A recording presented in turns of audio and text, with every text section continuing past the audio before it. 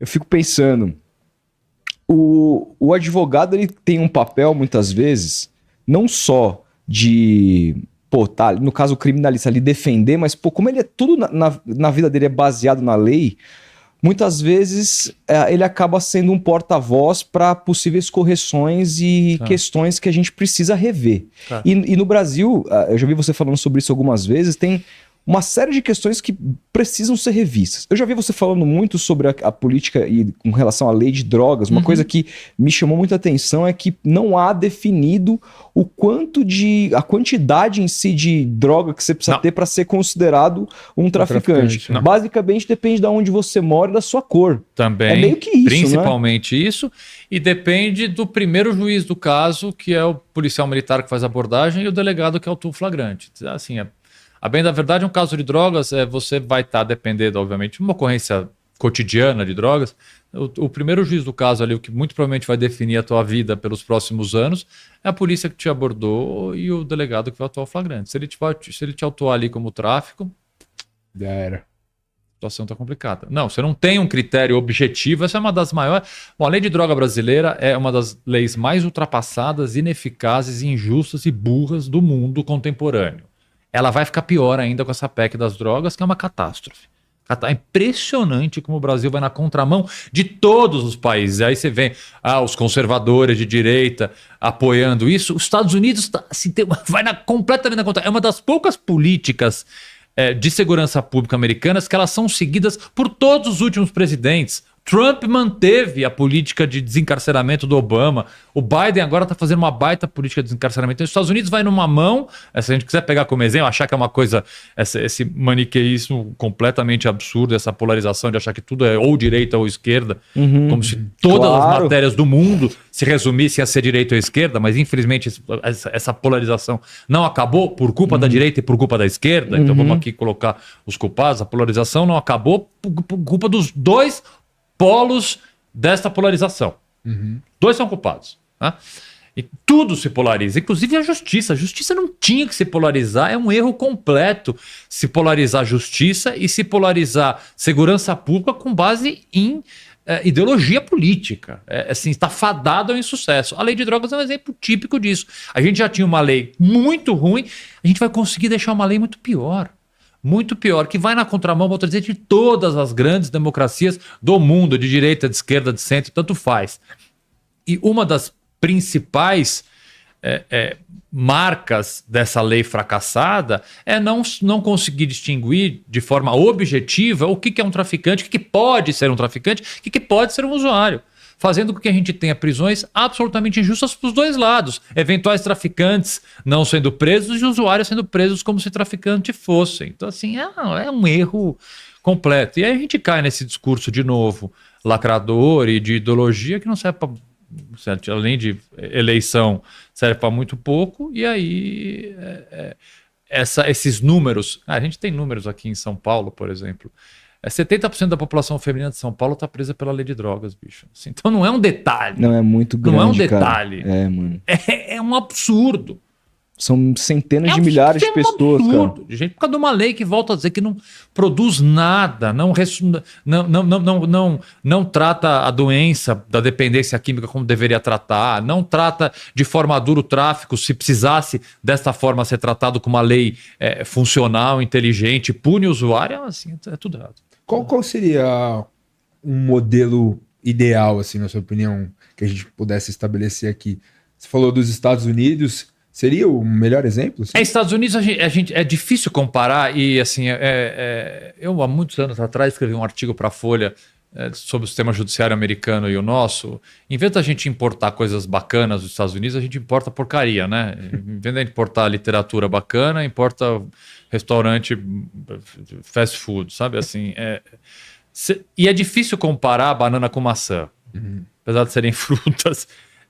O sistema americano legal é completamente diferente do nosso. Estados podem ter uma constituição própria que trata, por exemplo, de questão de droga. Então você tem estados nos Estados Unidos, por exemplo, em que a maconha ela é descriminalizada, ou ela é até legalizada, em estados não. Então, assim, é completamente diferente Estado tem a política. pena de morte, estado que não tem. Não dá. É. Tem estado que tem pena de morte, tem estado que não tem. Não dá para assim, você pegar um modelo em país. Eu acho muito complicado importar modelos secos e prontos e trazer para o nosso. É óbvio que você pode pegar boas ideias de outros países e trazer para cá. Em termos de legislação, tem várias boas ideias que são trazidas, outras que infelizmente são esquecidas e não são trazidas, mas não dá para falar um modelo.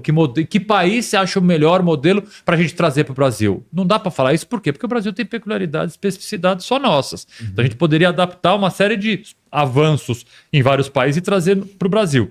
Sim, uma coisa para mim básica, que é incompreensível que não tenha, é isso, é não ter uma distinção na lei entre o que é tráfico efetivamente e o que é porte para consumo. Não tem, isso não dá para você deixar na mão de um policial militar e de um delegado essa primeira análise. Não dá, porque você comete injustiças, você tem pessoas... Eu uso um caso como exemplo, que eu acho muito impactante. O ministro Gilmar Mendes, há alguns anos atrás, absolveu uma mulher que tinha sido condenada a 6 anos e 9 meses de cadeia por supostamente ter traficado 2,8 gramas de maconha, bicho. Para quem não sabe o que é 2,8 gramas de maconha, é um orégano que você joga numa pizza. É isso. Tipo, é isso. É isso. Quase 7 anos de cadeia. Faz sentido isso?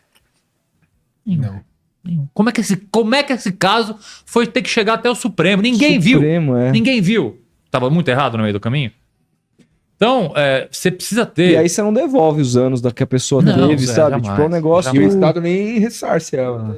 Quando ressarce é uma mixaria. Então, assim, acho que você poderia começar por uma coisa bem, assim, pouco polêmica, vamos assim dizer. Não quer falar de descriminalização, não quer falar de legalização, é uma pauta, o Brasil é um país conservador, Bom, beleza, vamos pelo menos colocar critério objetivo, que é o que o Supremo está tentando fazer. O julgamento que o Supremo ainda está fazendo sobre o tema de drogas, apesar de não ser esse o pedido da ação que está em julgamento do Supremo, eu falo isso com bastante conhecimento porque eu participei da ação, eu sou um dos advogados que tem até uma sustentação oral minha no Supremo. Você vê como faz tempo isso. Eu não tinha barba branca, cabelo branco eu já tinha. Cabelo branco eu tenho faz muito tempo. Mas você vai ver, coloca no YouTube, descriminaliza STF. Você vai ver lá um Augusto bem jovenzinho, sem barba branca, defendendo a inconstitucionalidade de um artigo da lei específico que é o porte para consumo. Era esse que era o pedido, é dizer que portar droga para consumir não é crime. É isso que esse recurso que está em julgamento no Supremo até hoje tratava. Ao longo dos anos, isso foi sendo alterado, votos dos ministros foram trazendo coisas novas, e aí se ficou um pouco nessa distinção. O que pode ser considerado porte para consumo, o que pode ser considerado tráfico? Neste julgamento do Supremo tem um critério objetivo de quantidade. Tá?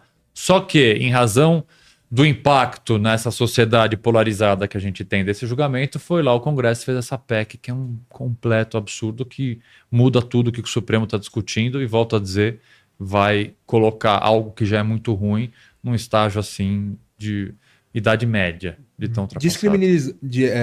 Descriminalizar a maconha já seria um caminho Com certeza. importante para pelo menos dar um impacto no tráfico de drogas? Com certeza. Assim, tem dezenas de estudos que mostram o impacto de política criminal, de saúde pública, que descriminalizar, por exemplo, drogas mais leves como maconha, teriam. Vários países do mundo, assim, fazem isso com uma taxa de sucesso extremamente alta. Não estou falando nem de legalização, tá? É diferente. Legalização é você poder vender, né? Descriminalizar é dizer que não é crime. Augusto, mas como é que você fala que não é crime se não ter tráfico? Tráfico continua sendo crime. Tá? O que você não vai punir é o usuário.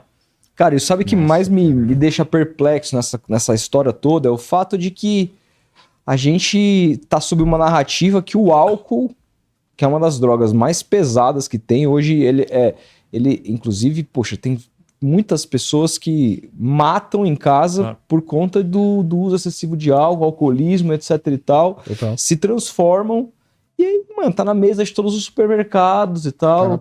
Eu comprei álcool com menor de idade pra caralho, não tinha fiscalização na periferia, era praticamente zero. Você sabe que inclusive... Nessa minha sustentação oral eu falo um pouco disso, porque a época do início do julgamento, isso foi, gente, se não me falha a memória, 2018, acho, tá? Que esse julgamento começou.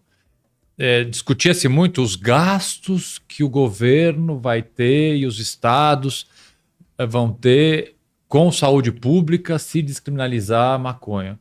Aí você fala, pô, bicho, olha o gasto que o estado tem com cirrose, câncer de pulmão, drogas Cigarro, lícitas. né? Tabagismo. O gasto que tem, não vamos discutir isso? Mas aí o lobby do cigarro, né? Porque tem pra caralho, os caras não deixam... Pô, eu lembro quando a polêmica que foi pros caras colocarem atrás do cigarro as doenças e tudo mais. Antigamente tinha... Você ligava a televisão, era um cowboy, lembra? Fumando, assim, chapelão, num cavalo e tal. E aí isso foi proibido, né? E a passos muito lentos, porque existe um lobby dessa indústria toda e tal. O que essa PEC, na verdade, assim, para tentar simplificar, porque a gente sabe que não é tão simples, mas ela traz de substância que a gente consegue entender o quanto a gente está regredindo com ela. Ela criminaliza, ela torna... Vamos lá, o que hoje uma pessoa que está portando droga para consumo está sujeita? Não está sujeita à prisão. Tá.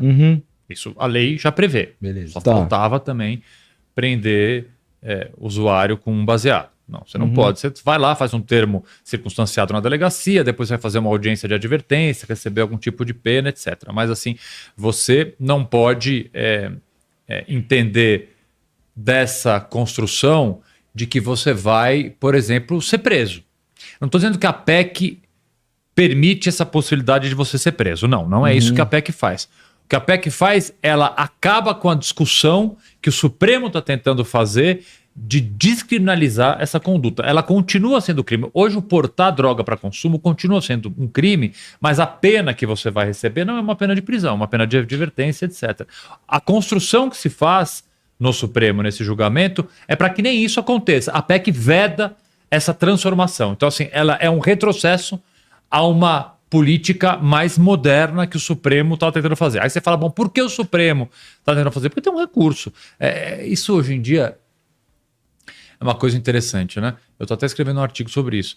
Acusa-se muitas vezes o Supremo de ativismo judicial, de o Supremo estar fazendo algo quando ele não deveria fazer. Por que não é papel do Supremo fazer isso? Não é papel do Supremo fazer aquilo? Não é papel do Supremo se meter em tal tema? Concordo em alguns aspectos. Agora, as pessoas não conseguem entender o seguinte contexto. O Supremo, ele não fala sozinho.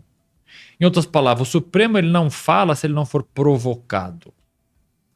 Ativismo é quando você sai falando pelo interesse que você tem em A, B ou C matérias.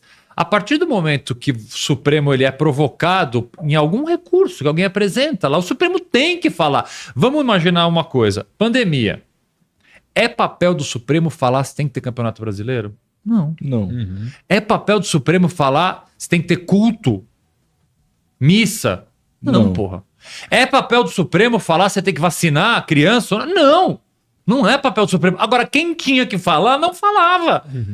À época, o nosso antigo e nunca mais presidente da República, Jair Bolsonaro, não tomava decisão. O Congresso completamente imóvel. Vai alguém lá, seja alguém, uma associação, um partido político, alguém que tenha capacidade postulatória, como eu estou falando de novo esse termo. Um partido político. O Supremo tem que responder. Vai lá um partido político pode entrar com uma ação no Supremo discutindo esse tema. Vai lá um partido político